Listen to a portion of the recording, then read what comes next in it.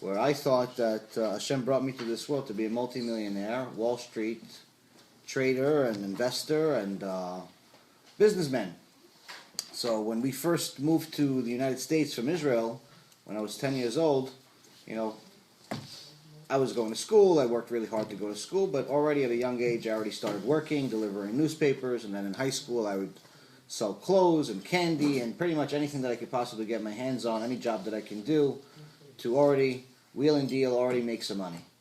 And my father always told us that you can make money in two ways. You can make it the legal way and the illegal way. Legal way will take you a lot longer to make money, but you last a long time.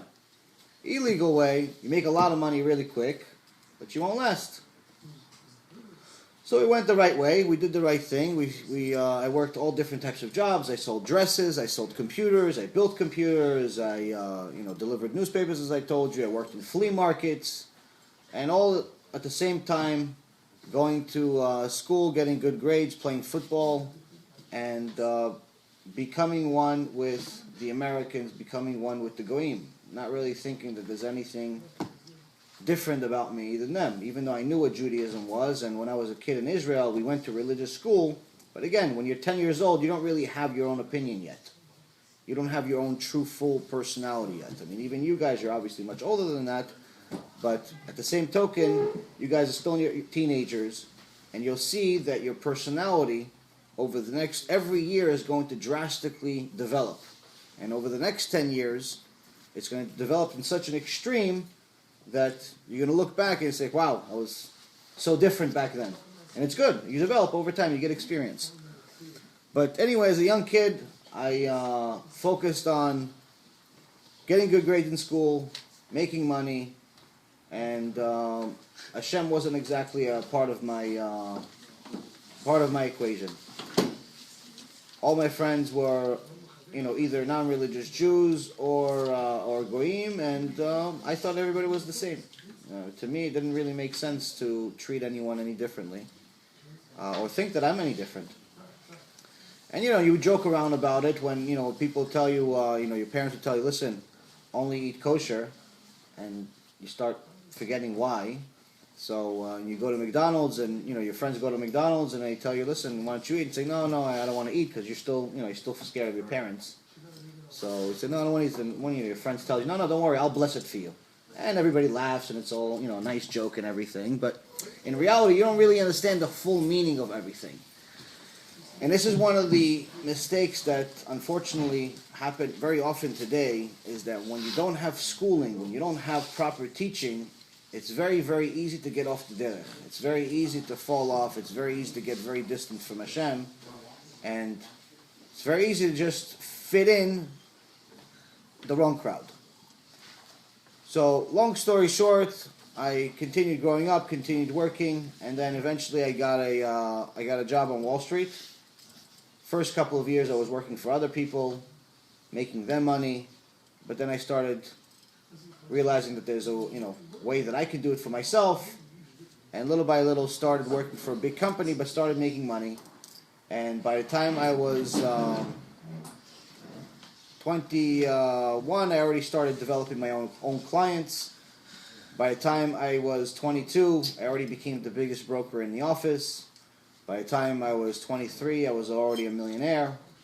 By the time I was 24, I was a multi-millionaire, where on a bad month I would make $200,000, and that was just if I didn't work the whole month. And money just started pouring in, and young, rich, and with pretty much a license to do whatever I want. And everything was legit. Everything was 100% legal. Everything was good. It was just working really non-stop. The way I figured it out is that most people are working 9 hours a day. They come to the office, or 8 hours a day. They come to the office, they press a few buttons on their screen, they call a few clients, and they do their basic job. But they've been doing it, they have experience, they've been doing it for 15, 20, 30 years. At the time, I was only doing it for a couple of years, so I can't know more than them purely by just being there. I can't. By the time I'm there 15 years, they're here 30 years, so obviously I can't catch up. So the only thing I could do is work double what they work. every day. So instead of working 8 hours a day, I'll work 16 or 18 hours a day. And little by little, that hard work started paying off. You know, at the time, again, like I said, I had my own unique relationship with Hashem, so I thought it was really my effort. So I started making money, and started making a lot of it, and started getting to a point where all these old friends that I had came and I gave them jobs. And all the kids that went to college and got degrees at Harvard and Yale and all these fancy schools and paid $200,000-$300,000 for school were all asking me for jobs. I went on TV, I was on CNBC, I was on Bloomberg, I was on some Chinese network, and young and, you know, mini famous, at least the Wall Street way. I wasn't one of these actors or anything, but, you know, as far as in my own way, in Wall Street type of fame, which was very, very unusual because most people that have that type of fame are either multi-billionaires, not millionaires, or they work for a really, really big company. I had my own place. And that was one of the things that people that I didn't see since high school couldn't believe when they would see me or they would hear about me. And they're like, wait a minute, this him? He has it? Really? Are you sure? Maybe his father gave it to him, and they'll find out my father's in the diamond business, has nothing to do with it. Just made it my own way. Long story short, after living a life for a little while and having fun and realizing that money doesn't really mean that much, it's nice to have because it it helps you fix problems, but it doesn't actually make you happy. Money does not buy you happiness. Now, most people that say money doesn't buy you happiness, or money is the root of all evil, or money is bad, or money is the Yetzer Hara, and all of that stuff, most people that say that usually never had money.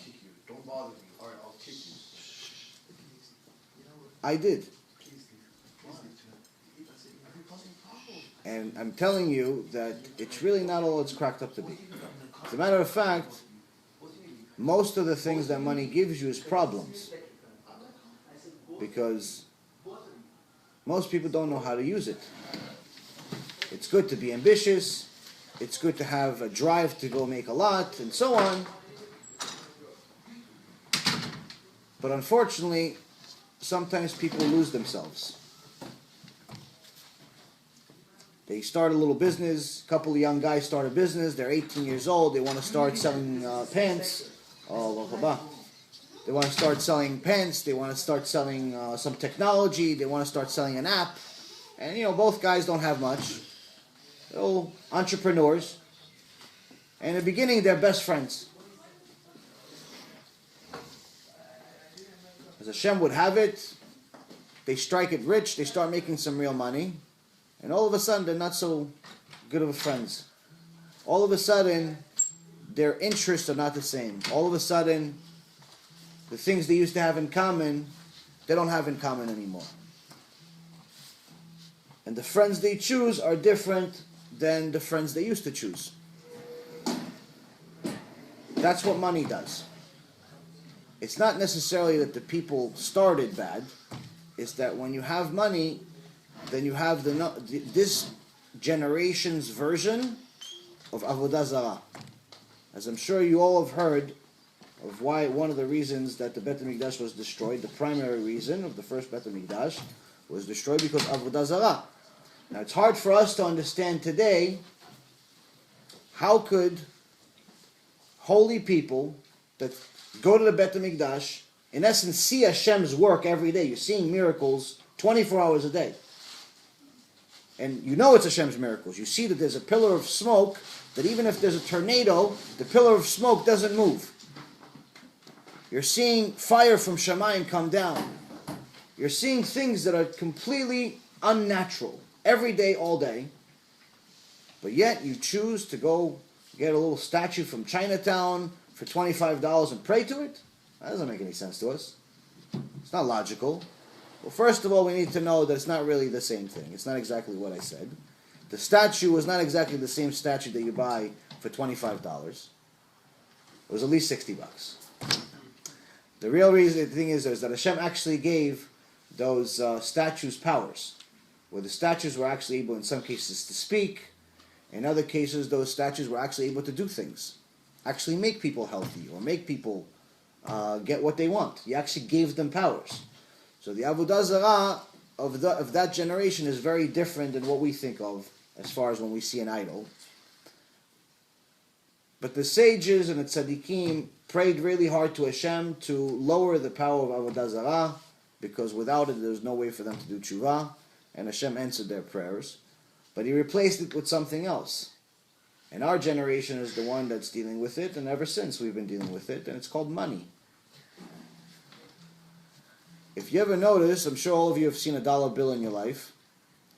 If you ever notice, on a dollar bill, which is the most common currency in the world, all countries in the world use the dollar bill.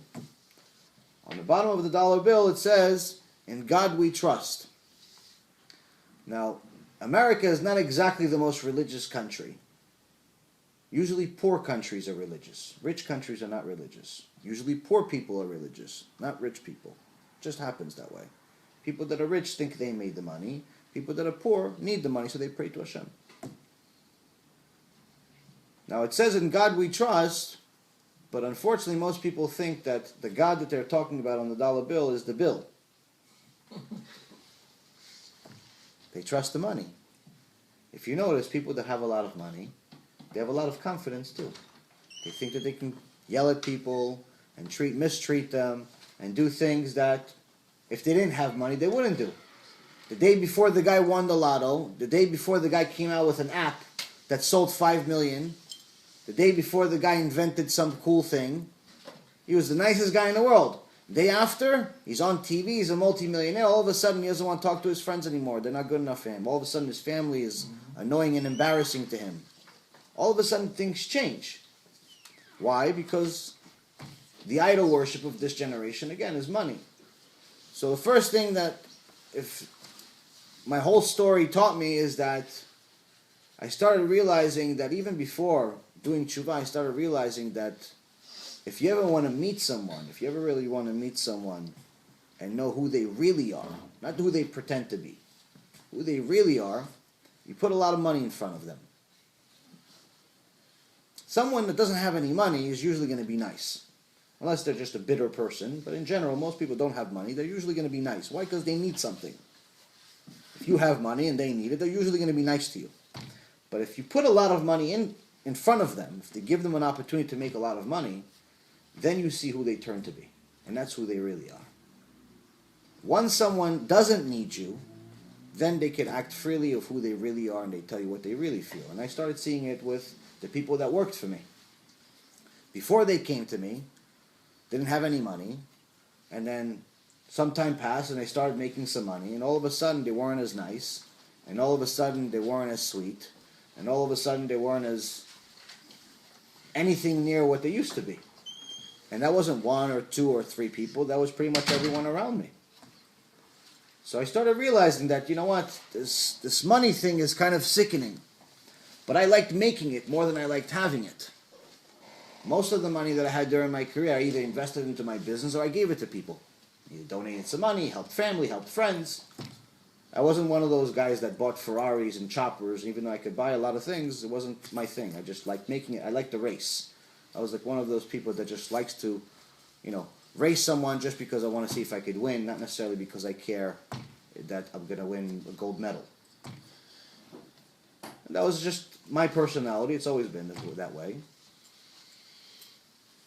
But the point of the story is that if you have the personality and the know-how and perhaps even the desire to chase money in your life, first thing that I want that you should learn from this story is that you should check yourself on a regular basis. Write yourself. What I would do for myself is I would write myself a letter every day, every year. Every year I write myself a letter of where I am and what I like. And after that year is over, I check what I used to like, how I used to behave. Because the people around you are not always going to be the best thing for you. Some of them are going to lie to you just because they want something from you, especially if you're successful. So you have to be your own best judge. Your only judge, really, other than Hashem. Moving on with the story, as Hashem would have it, Hashem didn't bring me into this world to make money. I thought He did. I thought that he gave me the gift of gab. I was able to speak. I was able to think quickly, figure things out that other people can't figure out. Some people even were crazy enough to call me smart. All of a sudden, I'm thinking that, all right, so this is my job. Bill Gates should start getting worried because I'm going to make more money than him one day. That was my mentality. But Hashem had a different plan. Hashem said, listen, I'm going to send you to train, to build a personality, to develop some skills, but I don't really want you to do that. I want you to do something else. Obviously, he didn't tell me this. He didn't send me a text or anything letting me know.